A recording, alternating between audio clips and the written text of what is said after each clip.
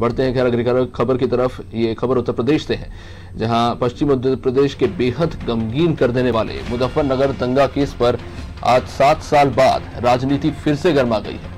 मुजफ्फरनगर दंगे में योगी आदित्यनाथ सरकार में 2 मंत्रियों तथा भाजपा विधायक के खिलाफ दर्ज सभी केस वापस होने की प्रक्रिया के बीच में ही अब बहुजन समाज पार्टी की मुखिया ने शुक्रवार को एक ट्वीट किया है और इसमें मायावती ने सभी के खिलाफ दर्ज केस वापस लेने की मांग की है। उत्तर प्रदेश सरकार के 3 लोगों के खिलाफ केस वापस लेने के फैसले ने प्रदेश के सियासी पारे को चढ़ा दिया है।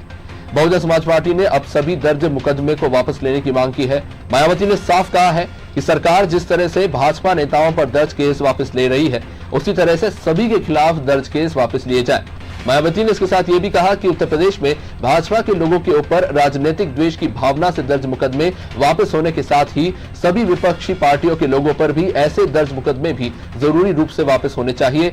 मुजफ्फरनगर दंगों को लेकर उत्तर प्रदेश सरकार ने काफी अहम फैसला किया है। सरकारी वकील ने कोर्ट में अर्जी देकर योगी आदित्यनाथ सरकार में कैबिनेट मंत्री सुरेश राणा, राज्य मंत्री कपिल देव अग्रवाल और फायर ब्रांड विधायक संगीत सोम के खिलाफ केस वापस लेने की अपील की है। और ज्यादा जानकारी के लिए हमारे साथ जुड़े हुए हमारे संवाददाता राजू, यूपी में कानून व्यवस्था को लेकर ढिंढोरा पीटने वाली सरकार अब अपनी ही पार्टी के नेता और मंत्रियों के ऊपर जो केस है वापस ले रही है। खासतौर पर मुजफ्फरनगर जैसे दंगों का गंभीर मामला, इसको लेकर अब अपनी मंत्रियों के खिलाफ केस वापस ले रही है।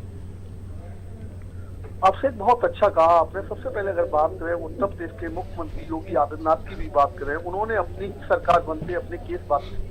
सबसे बड़ी बात ऐतिहासिक ये है कि जो भी मुख्यमंत्री उत्तर प्रदेश में बने या किसी भी प्रदेश में, वो अपने केस वापस नहीं ले सकता है। पर योगी आदित्यनाथ ने भी अपने केस वापस लिए थे। 302 थी, उसमें कई ऐसी धाराएं थी जो गंभीर थी, जिसमें उनको सजा हो सकती थी।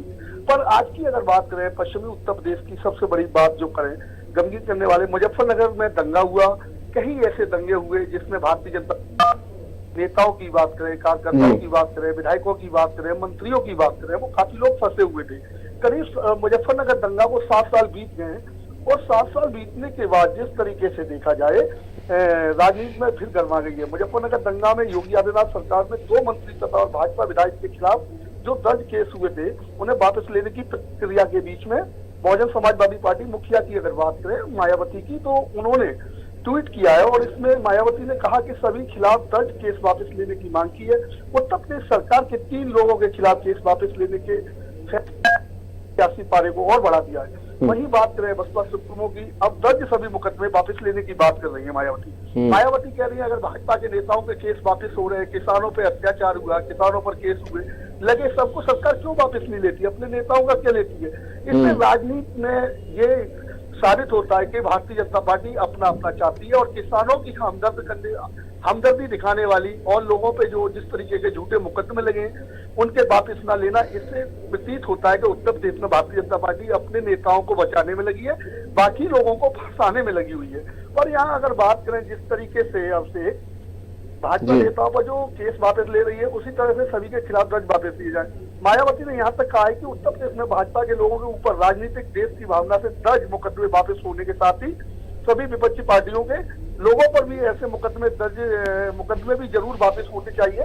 मुजफ्फरनगर दंगों को लेकर उत्तर प्रदेश सरकार ने काफी अहम फैसला किया है, लेकिन सरकारी वकील ने कोर्ट में अर्जी देकर योगी आदित्यनाथ सरकार में कैबिनेट मंत्री सुरेश राणा, उत्तर प्रदेश से वो इस टाइम गन्ना मंत्री हैं, और राज्य मंत्री कपिल देव की बात करें या अग्रवाल की, तथा फायर ब्रांड विधायक की अगर बात करें संगीत सोम जो है, वो मुजफ्फरनगर साइड में अगर पश्चिमी उत्तर प्रदेश में उनका ढिंढोला है, उनको जहां तक देखा जाए बाइक सीढ़ी के साथ सुरक्षा। राजू, ऐसा में कहे तो ऐसा कह सकते हैं कि बहुत ही सिस्टमैटिक तरीके से सरकार की रसूख का गलत इस्तेमाल किया जा रहा है और अपने चहेतों के केस वापस लिए जा रहे हैं। इसको लेकर मायावती ने भी अपने मैसेज में यही दर्शाने का प्रयास किया है और शायद मांग कर रही हैं कि उनकी पार्टी के भी केस वापस लिया जाए, और ये भी कहने की कोशिश कर रही हैं कि राजनीतिक रसूख का गलत इस्तेमाल हो रहा है और पुलिस का कानून और जो लॉ एंड ऑर्डर है वो मजाक बन के रह गया है यूपी में। बिल्कुल सही कहा आपसे, तुमने जिस तरीके से देखा जाए आपका कहना बिल्कुल सही है। प्रदेश की अगर बात करें, भाजपा सरकार पार्टी है और सरकार चला रही है। अगर विपक्ष की बात करें, अखिलेश यादव की सरकार में भी काफी लोगों पे मुकदमा लिखे गए, मायावती की सरकार में काफी लोगों जिस तरीके से मुकदमा लिखे गए हैं योगी सरकार में इन लोगों के खिलाफ, सपा बसपा और अन्य दल कांग्रेस की बात करें, सभी दल इकट्ठे हो गए। उन्होंने कहा ये गलत कर रही है, मुकदमा वापिस हो तो सभी नेताओं के, सभी कार्यकर्ताओं के हो, नहीं तो किसी का मुकदमा वापिस ना हो। क्योंकि जिस तरीके से देखा जाए उत्तर प्रदेश की सबसे बड़ा प्रदेश, भारत का सबसे बड़ा जो प्रदेश है उत्तर प्रदेश है, और 24 करोड़ की जनसंख्या है। जिस तरीके से यहाँ पर राजनीति चलती है और 2022 का चुनाव नजदीक है, अब से सबसे बड़ी अहम बात यह है कि 2022 के चुनाव में किस तरीके से भाजपा अपना या गुल खिला पाएगी या नहीं, ये तो आने वाले समय में। शुक्रिया राजू।